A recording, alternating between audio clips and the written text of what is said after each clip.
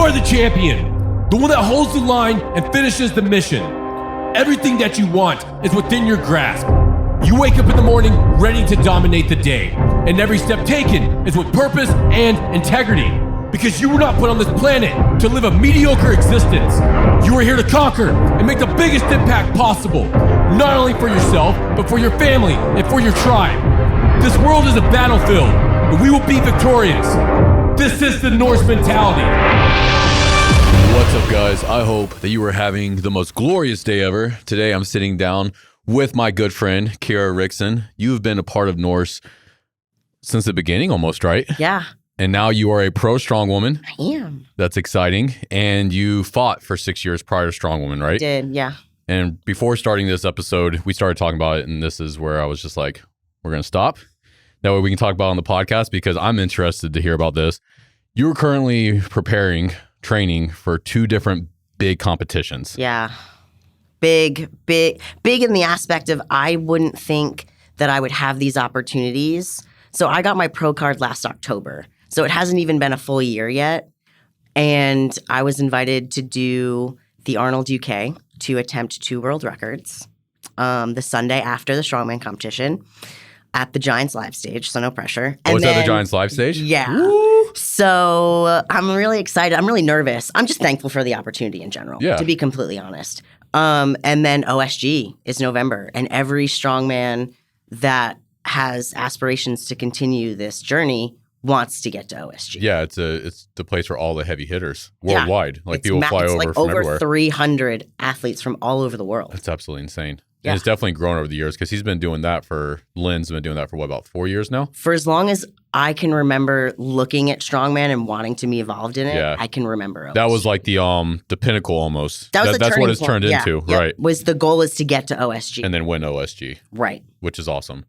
Potentially. Yeah. No, you'll get there. Baby steps. This is not your first time attempting world record deadlifts. Like you've already done this twice this year that I'm aware of because I was at both those. So those were for the American deadlift record, which that was with Clash that we were together in April. Mm-hmm. Oh, in January in Tennessee. Yep. Those were both for the American deadlift records. And then Clash 64 kg, I also did the American axle deadlift record. Okay. So now I have those 2. So now it's, I guess, time to step it up to world records. Step it up. So for those that are unaware, what is the biggest difference between a regular deadlift and an axle deadlift? So they're 2 completely different bars. So an axle bar is a solid bar. It's around 2 inches. Stiff as fuck. Stiff as fuck. There's no bend in the bar. So if you have 500 pounds loaded on the bar, it is 500 pounds since the second it breaks the floor till you lock out. Compared to a deadlift bar that's got a lot more slack in it. So it's right. more... So like, for example, like a Texas deadlift bar or a Ohio deadlift bar, like you'll see a lot of athletes like lock in and then tug on it because they're pulling the slack out. So then they're not pulling all of that weight at the same time once it comes off the floor. They only hit the exact weight until all of the plates are off the floor. Yeah. So it's a big difference. Yeah, it's a huge benefit having a deadlift bar. And if you're deadlifting on a stiff axle bar, 1,000,000 times harder. I think that's why my deadlift went so well for such a long time because I was never training on a deadlift bar. I was training on a stiff bar because that's what I had in my garage at the time. Yeah. And with COVID and everything, that's what I had access to. So I was kind of ignorant to the fact that I didn't look into the other options really. Yeah. And then all of a sudden they were like, well, aren't you going to do it on a deadlift bar? And I was like, probably. I was like, is that a big difference? They were like, yeah, you should probably try it out. Yeah. That's amazing. I think more people need to focus on that when it comes to training because they get spoiled, including myself. We get spoiled with certain type of equipment like deadlift bars and power bars and stuff like that. Calibrated plates and all of it. Yeah. Which for strongman though, like strongman, the essence of strongman is you want to be as strong as possible in any situation, which is why it's always been odd events. You know, back in the day, they even had sumo wrestling in it. It was just like, you need to be just an absolute monster no matter what we throw your way. And I feel like over the years, it's definitely gotten a little soft in regards to that, where it's people are real frou-frou-y. Yeah, where people are like, well, I'm only going to train I need to train exactly on this implement. And it's like, well, just focus on getting as strong as possible. That way, if they throw it, like, that's why people didn't like about Paul Mauser's events But that's what I loved about Paul's events is that Paul would always throw in mystery events. And I remember so many strongmen were bitching about these mystery events because they couldn't necessarily prepare for them. And I'm like, but that's fun. That's fun, right? That should be fun. We should be so like strongman was supposed to be like a freak show. Yeah. That's what we're supposed to be. So I think it's really exciting when like they have a mystery event, or granted, a lot of people don't like when like they change the events last minute, or like something happens where they can't get that particular implement and you were training on that for a certain reason and now it's changed and then everybody throws a tantrum. We're all here to have fun and lift heavy shit. Yeah, just accept it. Right. It is what it is. It's fine. Which I also understand their viewpoint on that too, because they maybe spent 6 to 10 weeks or whatever it was training this specific implement. So it's almost like, well, I wasted my time. But you're still getting stronger either way. Yeah. You're still moving weight. You're still getting stronger. Just because it changes, now it's just a new challenge. But I think that speaks on the athlete themselves. For so sure. for strongman, I think you have to be super athletic and just freaky strong at the same time. But you have to remember your athleticism because there's so much moving and there's so much changing of the events that you just have to be good at everything. Well, that's why the middleweights are crushing it. You know, like they're doing the Clash on the Coast, and that was all middleweights, right? Yeah. Okay, and they are monsters. The 105 kg guys are wild. All of our Norse athletes that are men, like that do strongman, are actually in that middleweight class, the 105s, and they're just absolute monsters. But it's because they're also so fast and explosive. Well, it's because they're freak athletes. Right. They're natural athletes that decided to dabble into strongman and then just became they killed absolute freaks. Yeah, John Parker's another one of those. Like when John transitioned from powerlifting to strongman, it just, because he is so explosive and fast, he's the fastest, biggest, awkward dude I've ever seen in my life. But there was such a just easy switch for him because he's just a natural athlete. Right. And for you, coming from that fighting background, that probably helped you as well. I think it helped me with the athleticism part. It helped me with like putting my head down and not bitching about training and getting it done. And also with the water cut aspect. So like a lot of people keep their body weight a lot lower, so then they have an easier cut. Really lucky that fighting on and off for 6 years, I got my water cut down to like a science. So like I walk around, I don't allow myself to be heavier than 157 because I can feel it. But I compete at 140. So for a female to drop that so drastically, I know that if I had to, I could pull 14 pounds of water in 12 hours. Is it harder for females than it is males to drop weight? Like water cuts and stuff? Especially water weight. Especially with like, I mean, we're talking about hormone change. We're talking about if you're on birth control or not, because that plays a huge role in everything. There's so many different factors that cut into a woman's water cut compared to a guy's. Yeah. And that's from what I experienced anyway. I could be completely wrong. Right. That's why I asked you. I'm like, it makes sense to me because of hormones and stuff, but I don't know. I'm not a woman. Everything fluctuates. Like when I was on like an oral birth control and I got off, I dropped 27 pounds in a month. Really? Yes. Wow. And it was just, and I was married at the time when I was fighting, and even my husband was like, hey, I have never experienced someone who retains as much water as you. Like, have you ever looked into this? And I was like, no, it's just always how I've been. I've just been always on birth control. Yeah. And that's just what it was. Yeah. And then I got off of it and it was life-changing. Really? Just with water retention, with how I was feeling, everything. And so then I really got to dial in my water cuts. And unfortunately, I stopped fighting after I got a divorce and all of this stuff. And then that's when I really dialed in my water cuts. And it was, I wish I had known about it sooner. No. But that comes with age also. I started fighting when I was 19. Really? So what got you into fighting?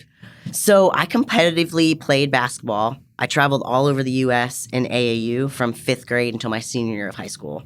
Fielded some college offers. I didn't know what I wanted to go to college for, so I decided to not go. And then in my eyes, I got fat because I wasn't doing anything. I was playing all the time. I was doing all this stuff. And then I was eating the same exact way that I was when I was in high school. And I just gained a ton of weight. So I got into boxing. And then they were like, hey, you're real short and you're kind of heavy. And these girls are really tall. So you're taking a lot of damage. Let's move you into Muay Thai. And they were like, doing great. This is awesome. Girls are still really tall. Let's get you into MMA. We'll get you into wrestling and jits. And it kind of just snowballed. So you did it all. I did it all. You were doing MMA. Yep. Wow. Yeah. Out of all the different forms of martial arts that you learned, what was your favorite? Muay Thai. Muay Thai. Hands down. Yeah. And I did a lot of Muay Thai fights and before I crossed into MMA. And even after MMA, I went back and I just did some standard Muay Thai fights down in the city because I was living in New York. So down in New York City, they had stuff like that all the time. Oh, I'm sure there's a gym you on have a every lot corner. more access to it. It's wild because strongman it does exist in New York, but it's nothing compared to the Muay Thai and Jits and MMA scene. Really? Which is wild because everything is so expensive in New York. But everybody has to have some sort of outlet.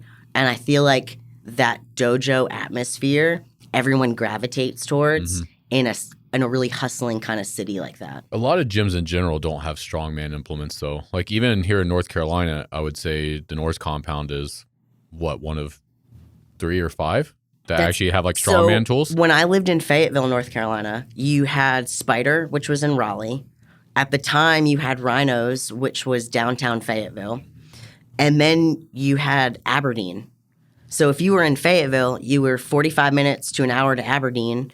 Or if you were in a certain spot in Fayetteville, it was like 45 minutes to an hour to downtown because of traffic. So you had nothing remotely close. And then you have Norse when it was an hour and a half away or something. Right. So you have, and Raleigh is an hour and a half away. So you have these locations that are so spread out that have your implements, but that's why getting stronger just for the sake of getting stronger is so beneficial. And if you can just get strong naturally, as far as like just with the tools that you have and not necessarily with these implements, then you're gonna be able to crush it whenever you do start. And then it's just fine tuning your technique for those implements and actually getting comfortable with the implements. Yeah. If you have the strength to use those implements, then you just got to figure out how to work it. Yeah. Going from MMA to strongman, what made you want to shift like that? Because those are 2 very different sports. So the last fight that I ever had, unfortunately, while I was training, because I was training like almost 7 days a week, and because my Jits class was on a different side of town, I'd go do all of my stand-up, we would do sparring, and then I would have to go across town and I would roll. So I barely had a lot of time where I had live sparring for MMA because everything was so spread out.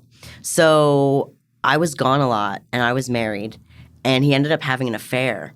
And it kind of mentally fucked me a little bit. I was like, I can't even be competitive in a sport and train and do something for myself and maintain a marriage and a family. Like I wasn't going to barbecues because I couldn't eat. Because at the time, I didn't have self-control. So like now, like I brought my meals with me. If I know that I'm going for a certain extended amount of time, I bring food that I know that I can eat. Back then when I was so young, I didn't. I was like, I'm just not going to go to that place because I know that I'm not going to be able to control myself. Do you think a reason for that as well is because you're worried about people judging you? I was. Yeah. I was young. I got married at 25. So we're talking I was like 24, 25, 26. And so I thought that was important, was to please everybody and not have everybody upset that I wasn't eating their food. Yeah, around 30, you really just stop giving a fuck. About anything. And from what I heard, like 40 is even more.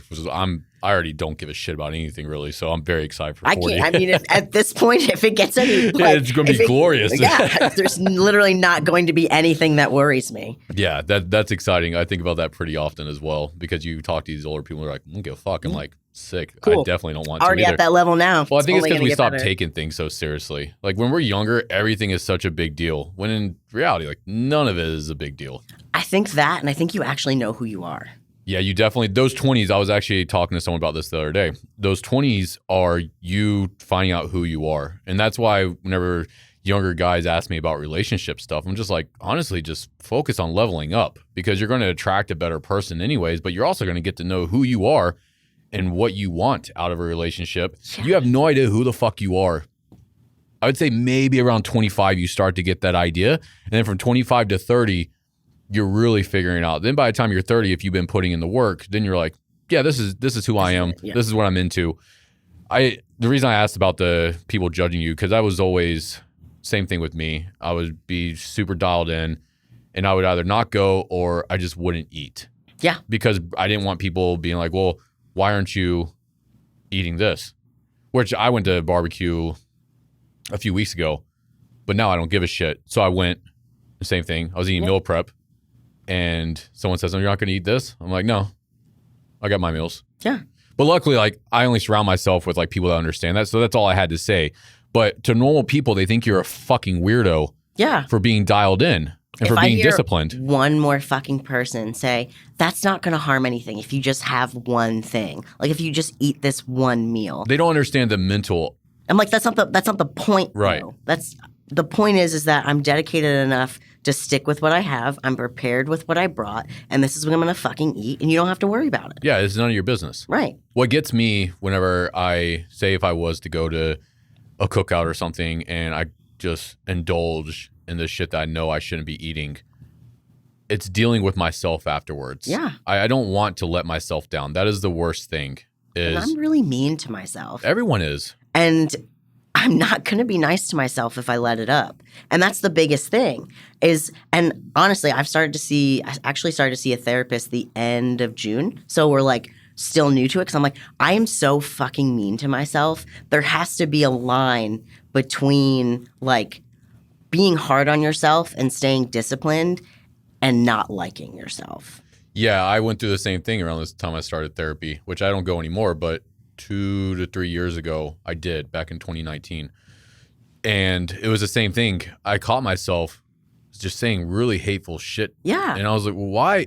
I would never say this to someone else. Why am I talking to myself like this? Right. But that's how everyone is. We would never say this kind of shit to other people. Never in a million years would I ever speak to somebody how I speak to myself. Yeah. Wait, so what's helping you with that? Honestly, it's giving myself grace, right? So like, and realizing what fills my cup. So, Like what fulfills you? Yeah. And what I've noticed is, and a lot of people say that like I don't take compliments well, because I don't. I don't either. Really socially awkward when it comes with that. So like part of my therapy is learning how to accept a compliment and not being so hard on myself. So I've learned that like before I just completely react to myself about what I just did, I kind of step back and I say, well, why are we feeling this way? Why are you just completely reacting and tearing apart yourself? Like, you've done all of these great things. It's just a stepping stone. You don't have to get mad at yourself about it. We're going to take whatever it is and we're going to learn from it and we're going to move on. It's acknowledging those victories. Yeah. But it's learning those tools to do so. Yeah, and I think that only happens when you really start to get to know yourself, though. Right. It goes back to that. Until you know who you are and you know what fulfills you, what fills your cup, like you said, and who you are as a person, then you know it's like, okay, well, I know this isn't actually how I am. Just because I fucked up right now doesn't mean that's who I am. That's not part of my identity. I'm not going to allow that to become who I am. It's human nature. We're all going to mess up. Right. But I think for high performers, it's even worse because we have such high expectations for ourselves. Yeah. And expectations are a beautiful thing, but at the same time, they are the worst thing. And for people like me, you, or everyone that we know for that matter, I would say we probably beat ourselves up more than most people because we know we have such a high standard for ourselves. And if we don't show up to that, then that's where that negative self-talk starts to come in. Right. And I think that's also why I sought out a therapist, because everybody that I surround myself with is at a level of some sort.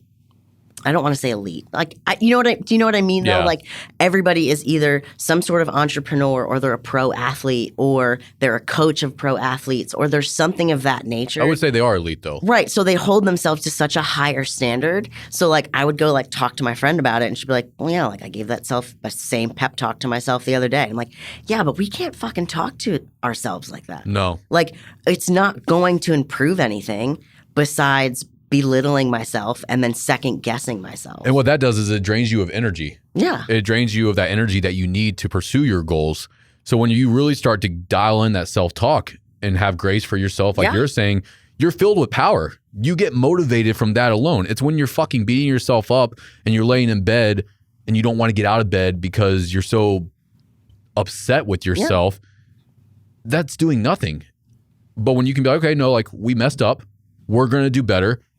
That right there, at least for me, that is what catapults me forward. Is like, we're going to do better. Okay, well, let's get to work now. Like, let's start stacking victories That way we can reprove to ourselves that like, no, like we are solid and we're moving forward in the right direction. Yeah, it's having control over your emotions. Controlling your emotions is 100% part of it. And it definitely makes you feel more powerful and able to continue moving forward because you're not drained anymore. Like you're filled with positive energy, which I know that sounds like some hippie bullshit, but it's true.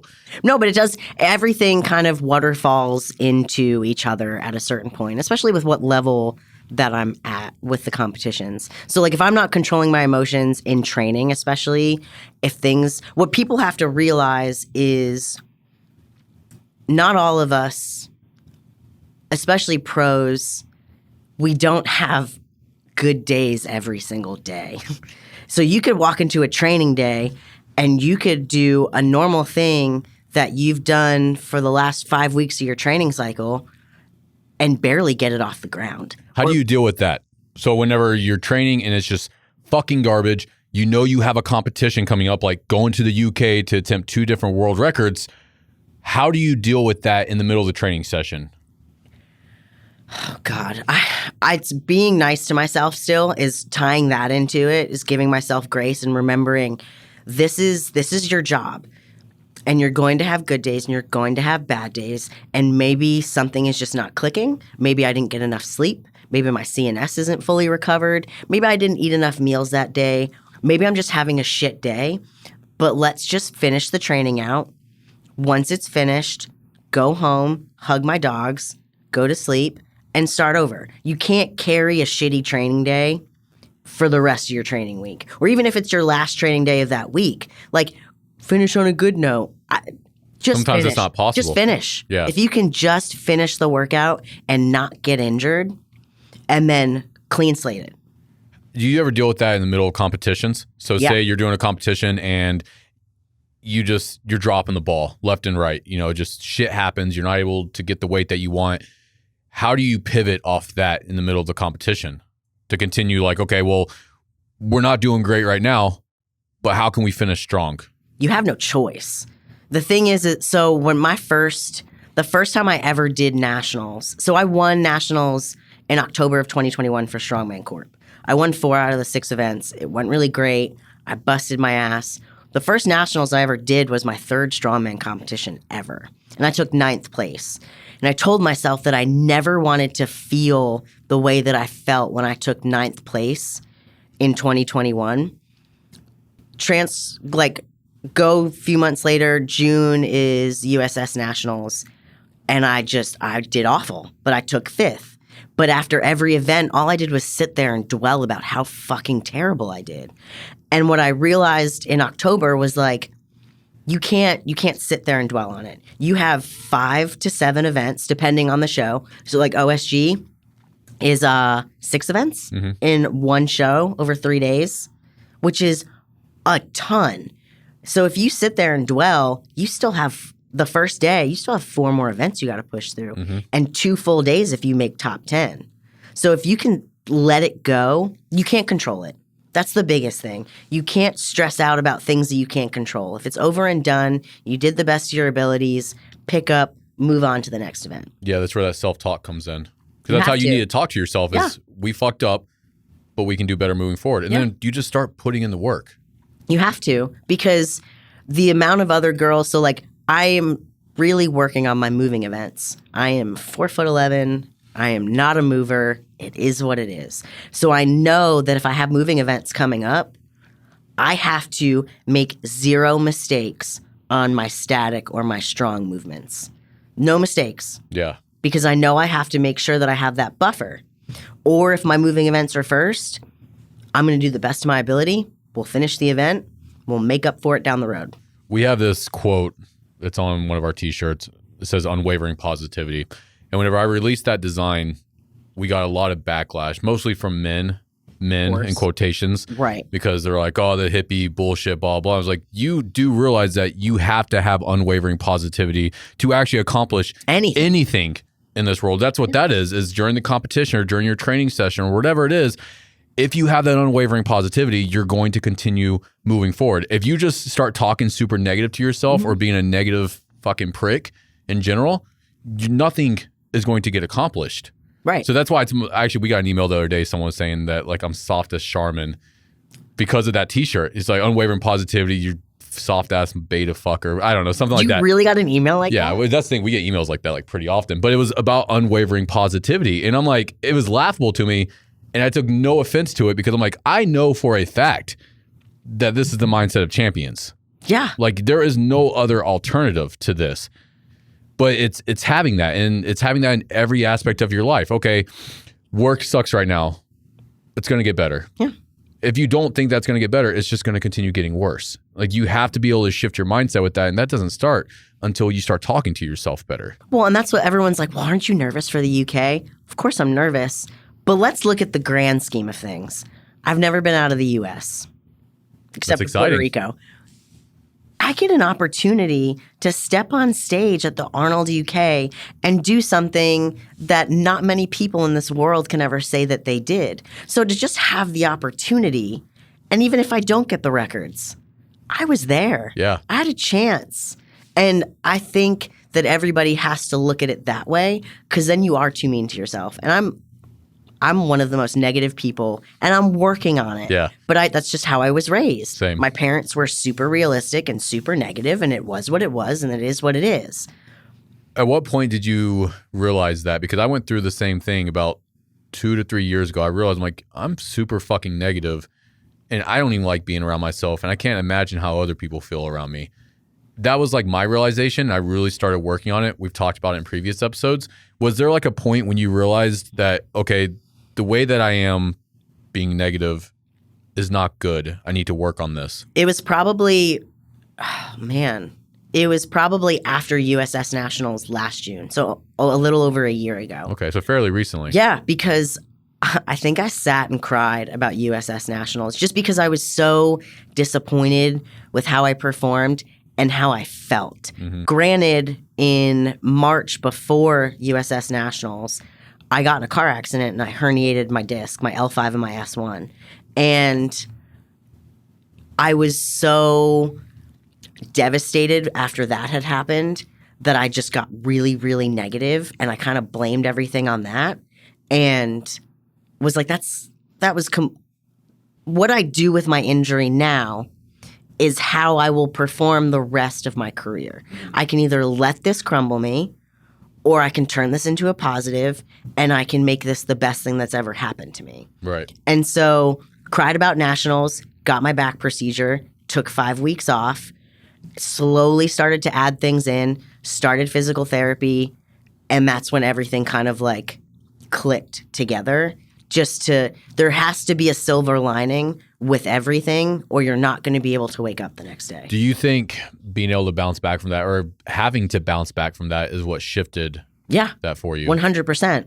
Because I mean, if anything, like you're probably grateful that like you're still able to train in general and compete. And I think that's what it is. It's gratitude. Like once you can like really start being grateful for the things in your life, it's very hard to be negative anymore. Right. And I think it came with injury and it came with age. If the injury had happened when I was younger, and I know I talk about like a 5 to 6 year gap, right, of like 24, 25, 26. Mm-hmm. I was an immature little bitch. Like if I had gotten injured at that age, it would have not gone as well. Like I probably wouldn't have put in the work. I would have tossed it up and been like, well, there's something else that I can do. Obviously, strongman isn't going to be feasible. Just because I didn't have the resources, I didn't have the patience, and I just probably didn't have the attention span to reel everything in and say, you can't do this for 5 to 10 weeks. Yeah. That is it. Because if you end up doing something that tweaks it even more, you're done for over a year, minimum. So respect the injury, respect your body, and just fucking work. Yeah, just put in the work. Yeah, the correct way. You kind of have to turn your brain off whenever it starts getting super negative like that, because sometimes it's inevitable, but you just kind of have to be like, okay, I know what needs to get done. Mm-hmm. So I don't need to think about this. I just need to put in the work. I just need to put in the reps and do becomes exactly robotic that. At that point. Like, I'm just going to put it on cruise control, and we're going to get through this, and it's going to be fine. Your training lately has been super intense, right? Yeah. To the point where it's like some mornings I wake up, I'm like, why do I do this? What do you tell yourself after that? I think once I get moving and I stop bitching about it and like the dogs are running around and I'm like, oh, maybe I'm not as bad as I thought it was until someone steps on my toe and then that hurts even more than what my back felt like. But I just think you have to make a conscious decision with the level that you want to do things at. There's things that you have to sacrifice. Yes. So if it's me not waking up in a morning, like I can't remember a morning I woke up that something didn't feel good. You know what I mean? Like I think about that often. Yeah. Something feels off, something doesn't feel right. But you just have to know that that's a sacrifice you have to make. No different than the sacrifice that we had to make when we go to barbecues and we want to eat what we need to eat. Yeah. You get stronger from that though. Yeah. The more that you do that and you make that conscious decision to do what you know is right, which is moving forward, you get stronger from that. You get more discipline. It's like a muscle. Yeah. I get asked all the time, how do I get more discipline? I'm like, you just start fucking being disciplined. You have to start somewhere. Yeah, to start with the smallest thing, and that builds. Discipline is a muscle. All of that stuff is. Willpower is a muscle, I think. At least that's the way that I look at it. Like, the more that you put yourself through uncomfortable situations, the more confidence that you have, but also like that turns into willpower because you go, okay, well, I know that I can overcome this. I can continue moving forward because I've done all this shit in the past. All of that stuff is things that anyone, I think, that they can obtain. They just choose not to because it means being uncomfortable and doing shit that sucks. Hard. It's too hard and right. Yeah. But I don't know. It's just something. Well, some people focus their energy onto something else. Like if they have a craft that they're good at. Everybody's going to have those days where you don't want to do your craft. That's when you need to do it, though. Right. But that's the time that you go in and you get it done. I can't even – this last 2 weeks of training, before every single training session, I'd sit there and be like, what excuse can I make right now to not have to go in there and do this? I'm like, my lower back doesn't feel very great. I was just sick for a really long time. I'd much rather just I have a ton of stuff that I need to do at home. But like, you have to make the conscious decision to suck it up and do what you need to do, and it'll just be done. Once you get started with it, though, that's the hardest part. Yeah. Whenever you don't want to do something, if you can just get started with it, like going to the gym, then 5 to 10 minutes of working out, you're good. Yeah, you want to be there. And then you're just in this kind of like everything's oiled, you're moving, everything feels fine. You're also proud of yourself for still showing up to do the damn thing. Yeah, and I don't think I've ever bumped into somebody that didn't want to go to the gym, ended up going, and then they had probably one of the best workouts that they've ever had. Yeah, my most recent deadlift PR was that I had to drag myself in here and I ended up pulling a PR. Yeah. And I had no intention on doing so. Right. And it's those days that you're like, man, I'm really thankful that I came in and did it. Yeah. But then eventually that just becomes who you are. That becomes part of your identity. You know what needs to get done and you just do it. I have people all the time that like look at me while I'm training and they're like, you look really unhappy while you're doing this. And I'm like, I mean, nobody wants to put that amount of pressure on their body all of the time. Yeah. It's not comfortable. But it has to get done. But I do it because I have to. Right. Whenever I will say, seeing you compete, you definitely seem like you're pretty aggressive. What goes through your head as you're, say, attempting these deadlift world records? To be completely honest with you, nothing. Nothing. When we were at Clash down in Hilton Head, I don't remember my deadlifts at all. Yeah. I remember there are a few things that I remember. I remember looking at Evan, who was my judge at the time, and like him saying and nodding his head that you got this, and then that's it. You just kind of blacked out. That was kind of, but that was the same kind of, even when I fought, like I never carried any type of emotion or any type of thought. You are here to do a job and you need to do whatever you can to get it done. The more that you can turn off emotions in pretty much really any of those situations, the better it's going to be. Because I know a lot of people, they get overly aggressive and pissed off. Yep.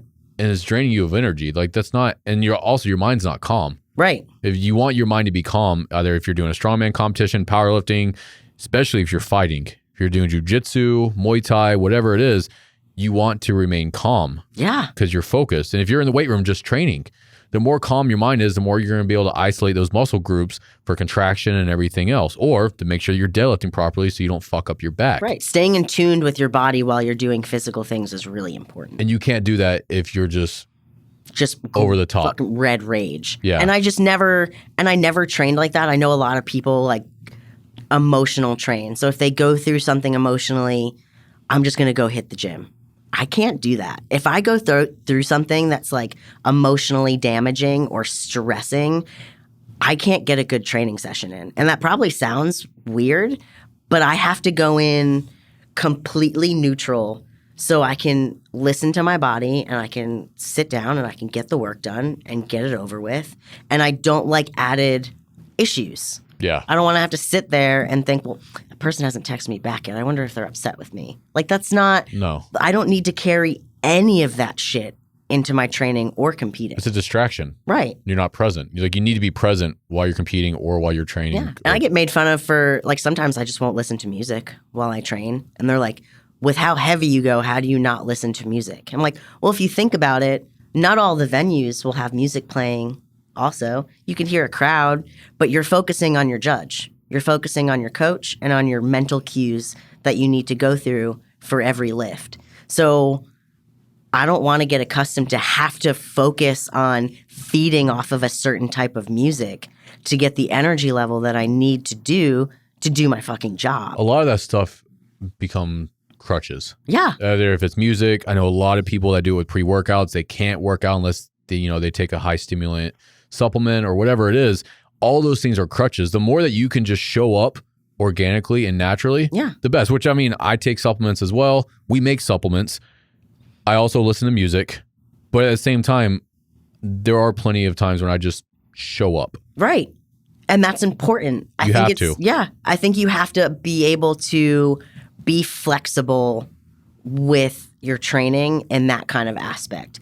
And it goes back to like when people get upset with like events changing or, well, that's not the implement that I was training on. Things are going to change. Life is going to happen and you have to adapt as soon as you possibly can. Yeah, if you're crippled by something like not being able to listen to music. Right. Then what you're fucked. Yeah. I just don't, I don't, everybody has their thing and that's completely fine. And I'm not downing anybody for it, but that's just not what I do. Yeah. I think that's smart though. That's smart. I think more people should purposely make themselves train without those luxuries, say of music or really supplements. It really started when I was training for Muay Thai because I chew gum all the time because it keeps me from wanting to eat and it just, I don't know, I just fucking like it. Yeah. But I was chewing gum while I was doing pad work and my coach says, what the fuck is in your mouth? And I said, it's gum. And he goes, spit that shit out right now. He goes, you're not going to fight with gum in your mouth. You're going to have a mouth guard in. You're going to have to adjust to how you're actually going to be doing things. And I was like, ooh, okay. Massive. And right. And then from then on, it was like, oh, that makes sense. If I'm not going to have music, I don't need to listen to music while I'm training. If I can't, like, I don't want to get used to taking a pre-workout before each event because I've seen girls that take pre-workout before every single event. Oh, some people get ridiculous with it. Yeah. And I'm like, first of all, I vibrate as soon as I take any type of pre-workout because of how sensitive I am to caffeine. Yeah. And so I'm too shaky to even grab an implement. So I just get used to, I train exactly how I compete. As you should. Right. And I made a massive mistake in Clash in May. So back home, I had one sandbag and the event was for 2 sandbags. So because I only had one, I'd pick the sandbag, I'd run down, I'd drop it, run back, sprint, grab that same sandbag, drop it, and then run back down and do the hand over hand. Well, in the event, my brain was like, oh, run past the sled because you have to go grab that bag again. I just left. I just ran. I ran like 5 feet past the sled. I was supposed to load the sandbag because I trained exactly, or I competed exactly how I trained. Yeah, it was just mental. muscle memory at that point. So I think it is really important for people to realize that you are literally, when you train, it is just a small competition with yourself and to do the same thing, exactly the same, every time to the best of your ability. I love that. I think that's where we're going to wrap up this episode. How can people find you online? That way if they want to reach out to you or anything like that. Instagram. I'm not on Facebook. I'm not on any of those other weird things. I stick to Instagram. It's Lady Arik _ Urvskar. So it's LADYARIK _ ULVESKARE. And don't worry, guys. I'll put that in the show notes. For the love of God, please. Yeah, absolutely. That is the first time I've actually ever spelled it correctly out loud. Thank you. Yeah, good job. Awesome. Thank you, Kara. Thanks. Thank you for listening to another episode of the Norse Mentality. This podcast is a byproduct of Norse Fitness. We make clothing, fitness accessories, supplements, and other tools to help you reach your true potential. You can check it out at norsefitness.co. And if you found this episode beneficial, please share it with a friend. That way we can continue to make a bigger impact and change the world. Thank you for your support, and we'll talk to you soon.